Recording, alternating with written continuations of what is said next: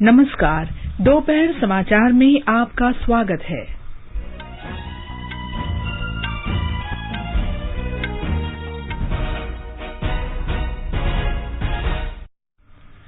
प्रधानमंत्री नरेंद्र मोदी ने उत्तर प्रदेश के शाहजहांपुर में गंगा एक्सप्रेसवे की आधारशिला रखी।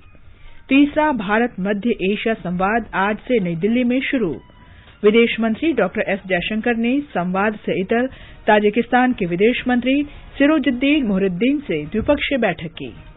भारत ने ओडिशा तट से आधुनिक बैलिस्टिक मिसाइल अग्नि-P का सफल परीक्षण किया। देश में अब तक लगभग 136 करोड़ 66 लाख कोविड रोधी टीके लगाए गए। दिल्ली में आज से छठी कक्षा से स्कूल फिर से खुले। प्रधानमंत्री नरेंद्र मोदी कल गोवा के 60वें मुक्ति दिवस के अवसर पर आयोजित समारोह में भाग लेंगे। श्री मोदी वहां विभिन्न विकास परियोजनाओं का उद्घाटन भी करेंगे। और स्पेन में BWF विश्व बैडमिंटन चैंपियनशिप के पुरुष सिंगल्स सेमीफाइनल में भारत के किदाम्बी श्रीकांत और लक्ष्य सेन आमने सामने होंगे।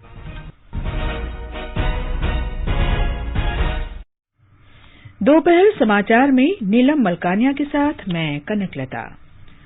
देश कोविड टीकाकरण अभियान के अंतर्गत 150 करोड़ टीके लगाने की दिशा में निरंतर आगे बढ़ रहा है। कोरोना वायरस का नया वेरिएंट मिलने से चिंताएं बढ़ी हैं। आपसे हमारी अपील है कि यथाशीघ्र दोनों टीके लगवाएं और अन्य लोगों को भी टीके लगवाने के लिए प्रेरित करें। कृपया 3 आसान उपायों का पालन अवश्य करें। मास्क लगाएं, 2 गज की सुरक्षित दूरी बनाए रखें, हाथ और चेहरा साफ रखें। कोविड से संबंधित किसी भी जानकारी और मार्गदर्शन के लिए राष्ट्रीय हेल्पलाइन नंबर 011-2397-8046 और 1075 पर संपर्क करें। और अब समाचार विस्तार से। प्रधानमंत्री नरेंद्र मोदी ने आज उत्तर प्रदेश के शाहजहांपुर जिले में राज्य के सबसे लंबे गंगा एक्सप्रेसवे की आधारशिला रखी। समूचे देश में तेज गति की संपर्क सुविधा उपलब्ध कराने के प्रधानमंत्री नरेंद्र मोदी के विजन के अनुरूप इस एक्सप्रेसवे का निर्माण किया जाएगा। प्रधानमंत्री इस समय उपस्थित जनसमूह को संबोधित कर रहे हैं। आइए सुनते हैं उनका संबोधन।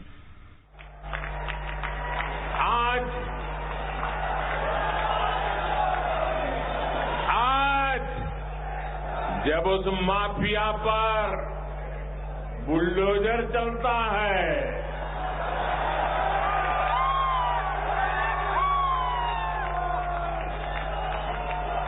बुलडोजर तो गैर कानूनी इमारत पर चलता है, लेकिन दर्द उसको पालने पोसने वालों को होता है।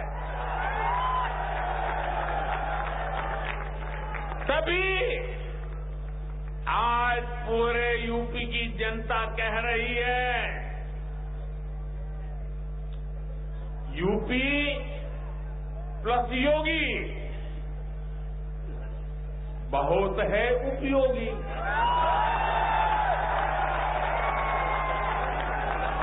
यूपी प्लस योगी बहुत है, यूपी प्लस योगी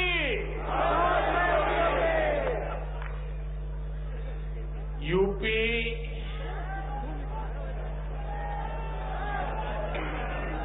UPYOGI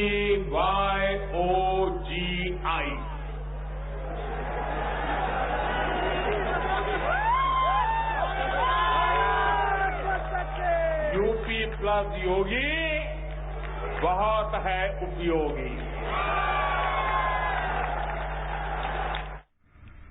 उपस्थित जनसमूह को संबोधित करते हुए प्रधानमंत्री ने कहा कि ये एक्सप्रेसवे उत्तर प्रदेश में विकास को गति देगा। आज उत्तर प्रदेश के सबसे बड़े एक्सप्रेसवे गंगा एक्सप्रेसवे पर काम शुरू हो रहा है। रामचरितमानस में कहा गया है, गंग सकल मुद मंगल मूला, सब सुख करनी हरनी सब सूला। यानी मां गंगा सारे मंगलों की, सारी उन्नति प्रगति की स्रोत है। मां गंगा सारे सुख देती है और सारी पीड़ा हर लेती है। ऐसे ही गंगा एक्सप्रेस वे भी यूपी की प्रगति के नए द्वार खोलेगा।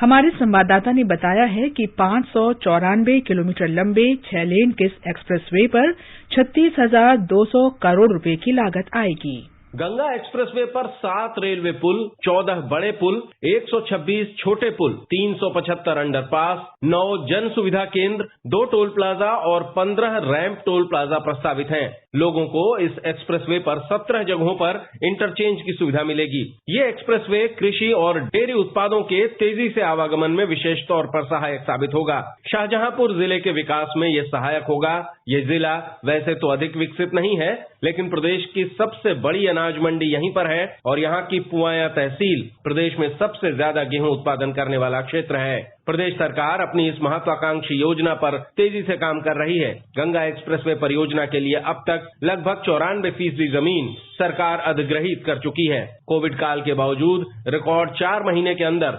90% से अधिक भूमि खरीदी गई। सुशील चंद्र तिवारी, आकाशवाणी समाचार, शाहजहांपुर।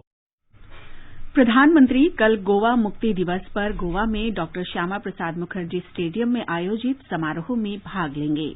इस दौरान प्रधानमंत्री ऑपरेशन विजय के स्वतंत्रता सेनानियों और योद्धाओं को सम्मानित करेंगे। गोवा मुक्ति दिवस हर वर्ष 19 दिसंबर को मनाया जाता है। ये दिवस गोवा को पुर्तगाली शासन से मुक्त कराने के लिए भारतीय सशस्त्र सेना के ऑपरेशन विजय की सफलता के उपलक्ष्य में मनाया जाता है। श्री मोदी भारतीय अंतर्राष्ट्रीय विधिक शिक्षा विश्वविद्यालय और भारतीय बार काउंसिल अनुसंधान ट्रस्ट की आधारशिला भी रखेंगे। गोवा के मुख्यमंत्री प्रमोद सावंत ने बताया कि प्रधानमंत्री गोवा में कई विकास परियोजनाओं का उद्घाटन करेंगे। गोवा मुक्ति के 60 साल हम मना रहे हैं और इस 60 साल के मुक्ति के कार्यक्रम में माननीय पंतप्रधान नरेंद्र मोदी जी 19 दिसंबर को दोपहर में 1:30 बजे गोवा में आ रहे हैं। मैं माननीय पंतप्रधान नरेंद्र मोदी जी का गोवा सरकार की तरफ से, गोवा के लोगों की तरफ से बहुत बहुत स्वागत करता हूं और गोवा के लोग उनका इंतजार कर रहे हैं। गोवा एट रेट 60 इस कार्यक्रम में वो गोवा के लोगों को संबोधित करेंगे। हम गोवावासी देखते आ रहे हैं, लेकिन एक्चुअल डेवलपमेंट जो स्टार्ट हो गई है वो डबल इंजन की सरकार के वास्ते 2014 से आज तक 8 साल में जितनी हमने डेवलपमेंट की, उससे पहले 50 साल में इस तरह की डेवलपमेंट कभी नहीं हुई थी। इसीलिए हम डबल इंजन की गवर्नमेंट जो डबल ग्रोथ के साथ जो डेवलपमेंट कर रहे हैं, इंफ्रास्ट्रक्चर डेवलपमेंट और ह्यूमन डेवलपमेंट दोनों तरफ की डेवलपमेंट गोवावासी देख रहे हैं। तीसरा भारत मध्य एशिया संवाद आज नई दिल्ली में हो रहा है। विदेश मंत्री एस जयशंकर 3 दिन के इस संवाद की मेजबानी करेंगे। किर्गिज गणराज्य के विदेश मंत्री रसलान कजाकबायेव और ताजिकिस्तान के विदेश मंत्री सिरोजिद्दीन मोहरुद्दीन कल नई दिल्ली पहुंचे। डॉक्टर एस जयशंकर ने संवाद से इतर ताजिकिस्तान के विदेश मंत्री सिरोजिद्दीन मोहरुद्दीन से द्विपक्षीय बैठक की। इस तीसरे वार्षिक संवाद में भारत और मध्य एशियाई देशों के बीच संबंध और मजबूत करने पर चर्चा होने की संभावना है। व्यापार, संपर्क और विकास सहयोग पर विशेष रूप से विचार विमर्श किया जाएगा। परस्पर हित के क्षेत्रीय और अंतर्राष्ट्रीय मुद्दों पर भी चर्चा होगी। इन विदेश मंत्रियों का प्रधानमंत्री नरेंद्र मोदी से भी मिलने का कार्यक्रम है। इस संवाद का आयोजन भारत और मध्य एशियाई देशों के बीच मैत्री, विश्वास और परस्पर संबंध विकसित करने का माध्यम है। वित्त मंत्री निर्मला सीतारामन आज नई दिल्ली में 2 सत्रों में वर्ष 2022-23 के आम बजट की तैयारियों के सिलसिले में स्वास्थ्य, शिक्षा, ग्रामीण विकास, जल, स्वच्छता, ट्रेड यूनियनों और श्रमिक संगठनों के प्रतिनिधियों से परामर्श करेंगी। ये समाचार हमारी वेबसाइट newsonair.com/hindi और हमारे mobile app news on AIR पर भी उपलब्ध हैं। हर जोखिम से निकल कर फसल आए, सुरक्षित हो जाए।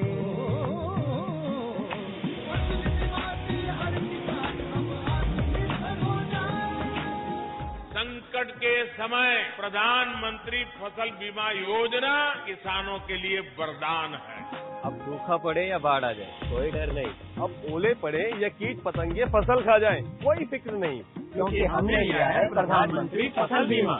बुआई से फसल कटाई तक हर जोखिम का दावा, न्यूनतम प्रीमियम पर अधिकतम भुगतान का वादा। योजना से हर साल जुड़ रहे हैं 5 करोड़ से ज्यादा किसान। अब आपकी है बारी। नजदीकी कृषि कार्यालय, सहकारी समिति, बैंक शाखा, अधिकृत बीमा कंपनी या जन सेवा केंद्र में स्वेच्छा से करा सकते हैं पंजीकरण। फसल बीमा पोर्टल या फसल बीमा ऐप द्वारा भी कराया जा सकता है पंजीकरण। प्रधानमंत्री फसल बीमा योजना, आपकी फसलों का संपूर्ण सुरक्षा कवच। कृषि एवं किसान कल्याण मंत्रालय, भारत सरकार।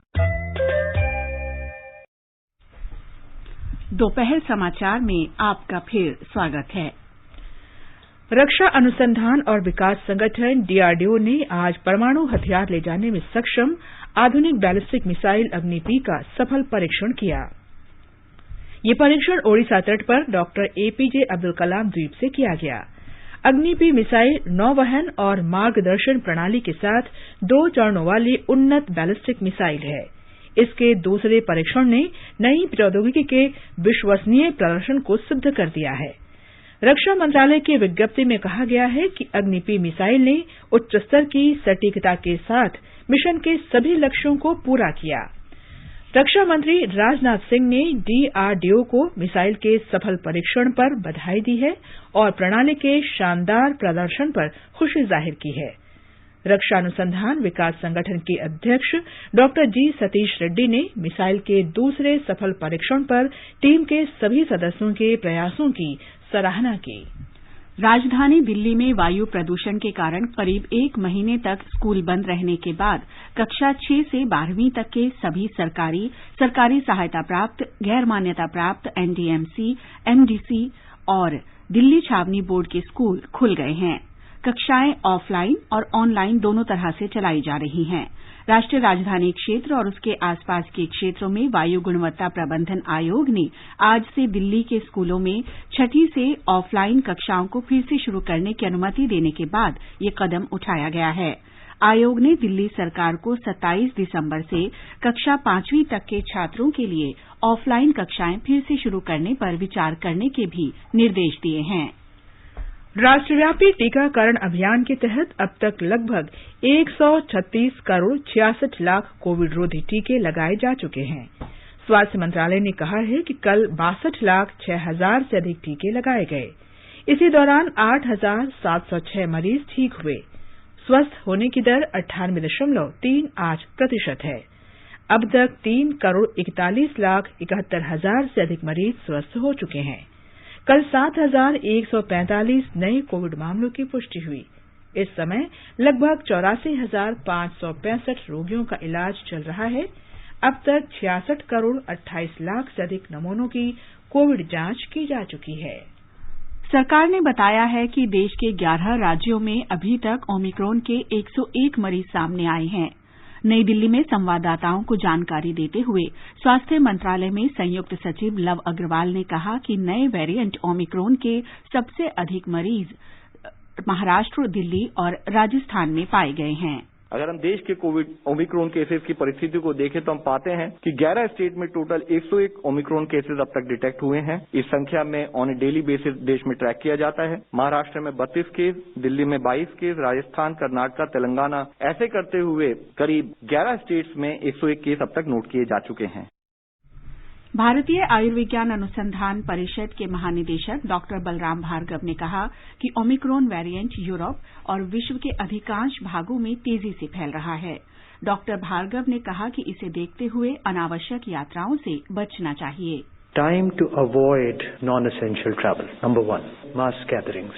Second, and number 3, time to observe low-intensity festivities, and ushering in the new year is to be very low intensity. So these are the 3 important points that I want to say. The next is that those districts which are more than 5% test positivity rate need to ensure restrictive measures. Karnataka के स्वास्थ्य और चिकित्सा शिक्षा मंत्री doctor के सुधाकर ने कहा है कि अति जोखिम वाले देशों से आने वाले यात्रियों की जांच के लिए कड़े कदम उठाए गए हैं। बंगलुरु में पत्रकारों से बातचीत में उन्होंने कहा कि कोरोना का नया वेरिएंट ओमिक्रॉन तेजी से फैलता है और इससे बचने के लिए अधिक सावधानी बरतने की जरूरत है। दक्षिण अफ्रीका, ब्रिटेन और अन्य 10 देशों में हाल ही में इसके मामलों में बढ़ोतरी हुई है।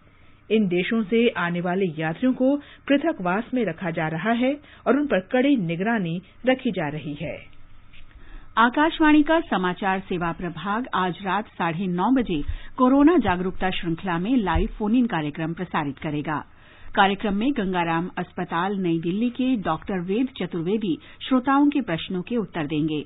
श्रोता हमारे विशेषज्ञ से टोल फ्री नंबर 1800-115767 और टेलीफोन नंबर 011-2331-4444 पर प्रश्न पूछ सकते हैं। Twitter handle @AIR News Alerts #AskAIR पर भी सवाल पोस्ट किए जा सकते हैं।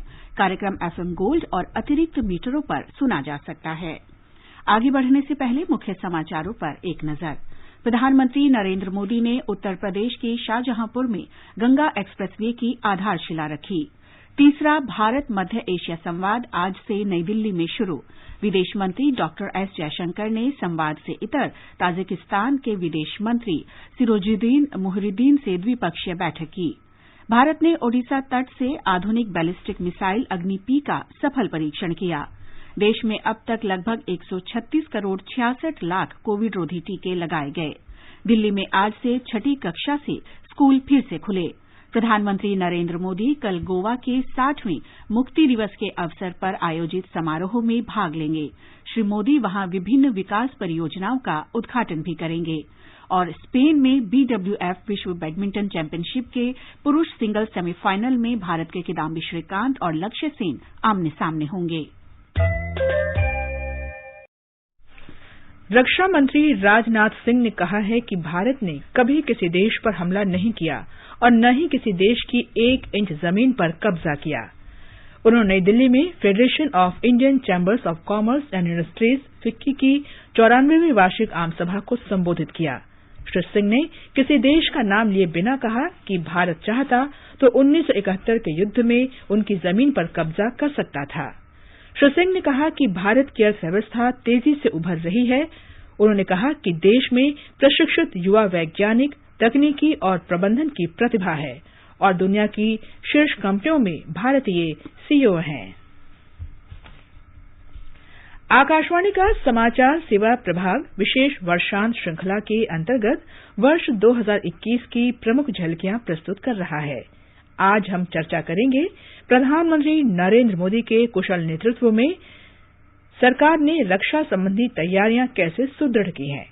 रक्षा मंत्री राजनाथ सिंह ने इस महीने एक कार्यक्रम में कहा था कि वर्तमान सरकार रक्षा क्षेत्र में स्वावलंबी होने का महत्व समझती है और आत्मनिर्भरता प्राप्त करने के लिए लगातार ठोस उपाय किए जा रहे हैं।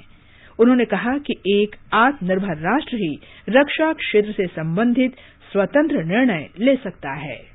आजादी पर कही हुई एक बड़ी महत्वपूर्ण बात याद आ रही है जिसे कभी एल्बर्ट आइंस्टीन ने कही थी। उन्होंने कहा था कि freedom in any case is only possible by constantly struggling for it. यानी फ्रीडम केवल पा लेने भर की चीज नहीं, केवल अर्जित कर लेने भर की चीज नहीं है, बल्कि पाने के बाद बनाकर रखने की भी चीज है और जिसके लिए हमें लगातार और बराबर प्रयासरत रहना होता है। और अगर गौर से सोचें तो एक संप्रभुता संपन्न राष्ट्र के लिए सही मायनों में आजादी का अर्थ होगा कि वह सामाजिक, आर्थिक और रक्षा संबंधी कोई भी निर्णय लेने की पूरी क्षमता रखता हो।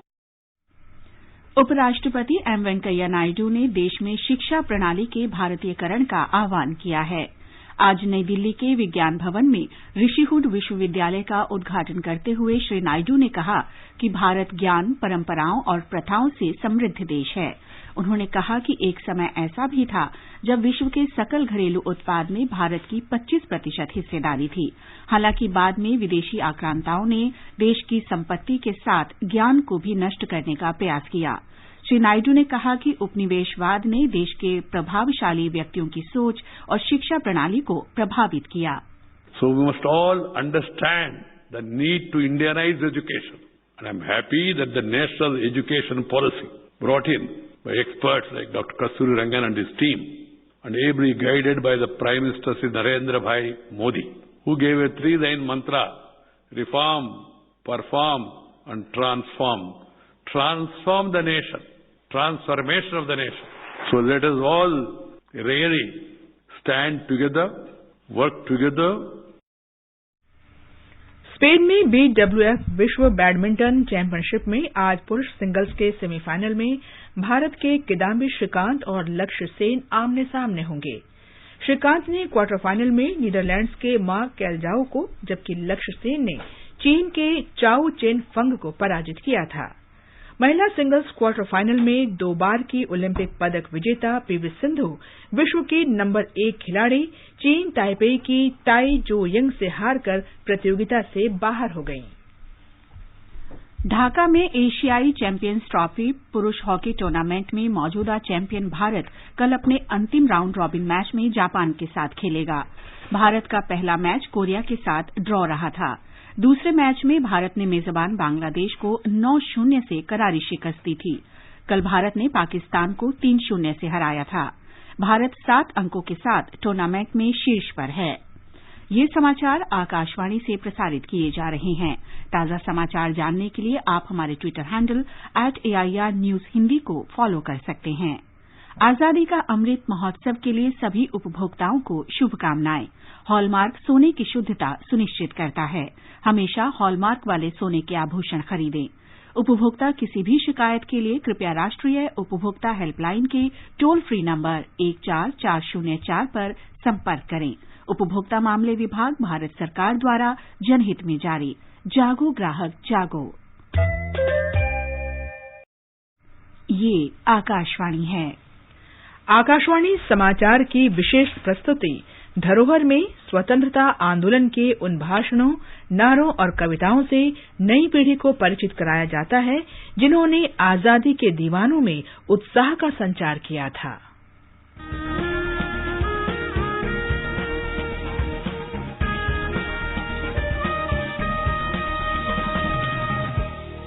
आजादी के आंदोलन के खजाने में ऐसे ढेरों शब्द जिन्होंने बदल दिए इतिहास। तारीख बदलने वाले लफ्जों पर आकाशवाणी समाचार ला रहा है विशेष कार्यक्रम धरोहर, हर सोमवार।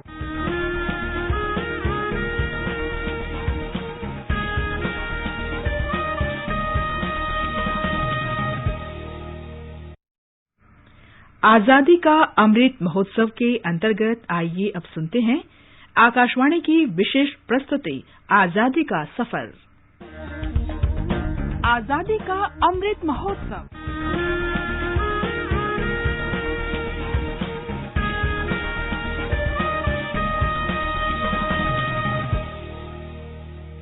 आजादी का सफर आकाशवाणी के संग। भारत का शानदार स्वाधीनता संघर्ष आधुनिक विश्व के महानतम संघर्षों में से एक है। आकाशवाणी से हम आपके लिए रोजाना ला रहे हैं इस शानदार संघर्ष की झलक।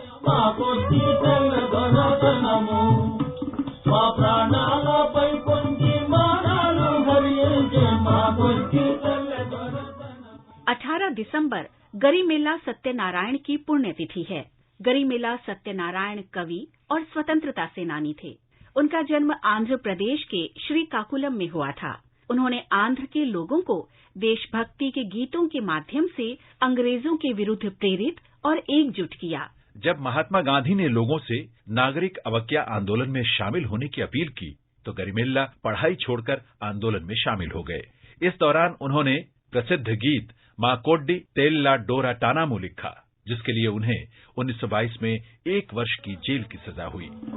गांधी टोपी पेट्टी पाटा चालालोकी रावोद्दू रावोद्दंटाडू राट्నం బడిలో పెట్టవద్దంటాడు టోపీ తీసి వీపులు బాదుతాడు అయ్యో రాజా ద్రోహమంతా రాట్నంలో ఉందంట మాకొచ్చి దొరతనము।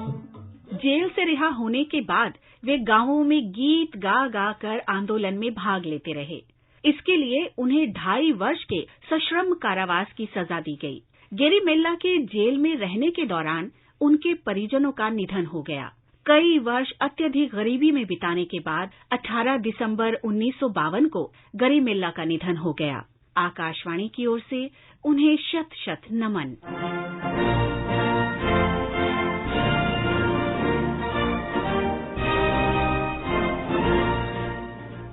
आज हम महान नेता वी वेंकट सुब्बा रेड्डियार का भी स्मरण कर रहे हैं। वे उन नेताओं में शामिल थे जिन्होंने पांडिचेरी में फ्रांस के विरुद्ध स्वाधीनता आंदोलन में भाग लिया था। वी वेंकट सुब्बा का जन्म पांडिचेरी में धनी किसान परिवार में हुआ था। 1946 में वे नेट्टापक्कम के महापौर बने। उन्होंने मांग की कि फ्रांसीसी पांडिचेरी छोड़ दें और उसे भारतीय संघ में शामिल होने दें। रेड्डियार सहित 12 नेताओं ने 1954 में फ्रांस सरकार के समानांतर सरकार का गठन किया। 13 अक्टूबर 1954 को भारतीय संघ में पांडिचेरी का विलय हो गया। आनंद सुगंधिरम अडैंदु विटोम आडुओमे पल्ली पाडुओमे आनंद सुगंधिरम अडैंदु। वेंकट सुब्बा रेड्डियार पांडिचेरी के लोक निर्माण विभाग के मंत्री बने और उसके बाद 2 बार पांडिचेरी के मुख्यमंत्री भी रहे। नमन इस विभूति को। पंजाब कराची सिफ्त तेरी शाना दे सब सामान तेरे, जल पौन तेरा हरियाल तेरी दरिया पर्वत मैदान तेरे। आज हम पंजाबी कवि धनीराम चतरिक को भी श्रद्धांजलि अर्पित कर रहे हैं। उनका निधन 18 दिसंबर 1954 को हुआ था। धनीराम ने भारत के स्वाधीनता आंदोलन के दौरान और उसके उपरांत अपनी कविताओं के माध्यम से राष्ट्रवादी भावना प्रकट की। उन्हें आधुनिक पंजाबी कविता के प्रमुख कवियों में शामिल किया जाता है। पंजाब कराची सिफ्त तेरी आजादी का सफर आकाशवाणी के संग में आज बस इतना ही। कल फिर मिलेंगे नई कड़ी के साथ।